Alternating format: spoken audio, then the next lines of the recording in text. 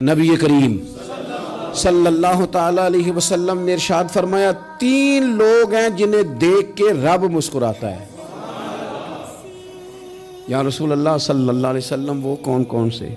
تو محبوب فرمانے لگے ایک وہ بندہ ساری مخلوق سوئی ہے، آدھی رات ہے، رات کا پچھلا پہر ہے، اس نے اٹھ کے وضو کر لیا، مصلی پہ کھڑا ہو گیا خدا کی یاد میں، فرمایا اسے دیکھ کے رب مسکراتا ہے جو اس کی شان کے لائق ہے۔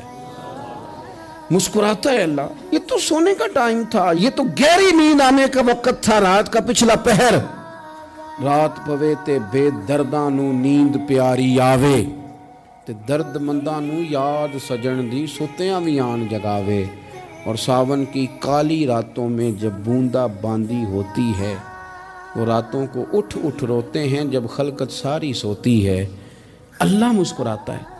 اور سننا میرے بھائی، میرے نبی پاک صلی اللہ تعالی علیہ وسلم فرماتے ہیں جب مسلمان نماز کے لیے صفیں بناتے ہیں نا، ترتیب لگ رہی ہوتی ہے، اب اللہ کی بارگاہ میں کھڑے ہوں گے، قیام کریں گے، رکوع کریں گے، سجود کریں گے، فرمایا جب مومن صفیں بناتے ہیں تو رب دیکھ کے مسکراتا ہے، مسکراتا ہے۔ کمال ہو گئے عروج بندگی کا، جب بندے کو دیکھ کے رب مسکرائے، خدا بندے سے خود پوچھے بتا تیری رضا کیا ہے، مسکراتا ہے۔ اور میرے نبی پاک علیہ السلام فرماتے ہیں جب مجاہد جہاد کے لیے صفیں سیدھی کرتے ہیں، آج تو یہ رب کے نام پہ مرنے ہی آ گئے، یہ صفوں میں کھڑے ہوں گے، ترتیب سے لڑیں گے، ترتیب سے گلا کاٹیں گے کافروں کا یا شہادت لیں گے۔ فرمایا جب جہاد کے لوگ صفیں بناتے ہیں تو رب انہیں دیکھ کے مسکراتا ہے۔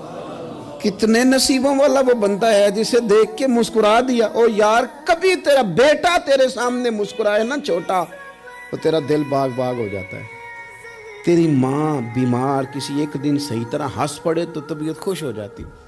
مجھے بتاؤ نا جس کا رب بھی اسے دیکھ کے ہنس پڑے، جو اس کی شان کے لائق ہے، کیا اس بندے کے نصیبیں ہیں، کیا اس کے مقدر ہیں۔